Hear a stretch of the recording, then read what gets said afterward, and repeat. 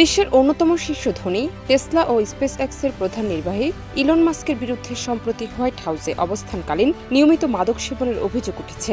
মার্কিন প্রভাবশালী সংবাদ মাধ্যম নিউ ইয়র্ক টাইমসের একটি সাম্প্রতিক প্রতিবেদন এই তথ্য প্রকাশিত হলে যুক্তরাষ্ট্রের রাজনীতিতে ব্যাপক আলোড়ন সৃষ্টি হয়। প্রতিবেদনটিতে দাবি করা হয়, ট্রাম্প প্রশাসনের সময় হোয়াইট হাউসে মাস্ক নিয়মিত কেটামাইন, এক্সট্যাসি এবং সাইকেডেলিক মাশরুম গ্রহণ করতেন।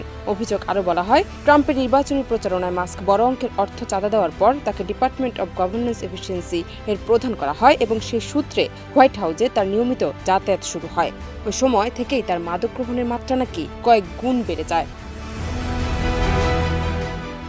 এ নিয়ে সোমবার হোয়াইট হাউসে এক প্রেস ব্রিফিংয়ে সাংবাদিকদের প্রশ্নের মুখে পড়েন ট্রাম্প। তিনি বলেন, আমি সত্যি এ ব্যাপারে কিছুই জানি না, তবে আমার মনে হয় এমন কিছু ঘটেনি। আমি আশা করছি যে এমন কিছু ঘটেনি। তিনি আরও যোগ করেন, আমি চাই তার ভালো হোক, খুবই ভালো হোক। তবে এসব অভিযোগ সরাসরি অস্বীকার করেছেন ইলন মাস্ক। সামাজিক যোগাযোগ মাধ্যম এক্সে দেওয়া এক পোস্টে মাস্ক বলেন, আমি একসময় কেটামাইন নিতাম। এটি আমাকে মনের অন্ধকার গহ্বর থেকে বের হতে সহযোগিতা করত। তবে এটা বেশ আগের কথা। গত কয়েক বছর আমি মাদক নিইনি। তিনি নিউ ইয়র্ক টাইমসের প্রতিবেদনের কড়া সমালোচনা করে বলেন, প্রকাশিত প্রতিবেদনটি সম্পূর্ণ মিথ্যা ও কল্পনাপ্রসূত। জান্নাত নিপু, দেশ রূপান্তর।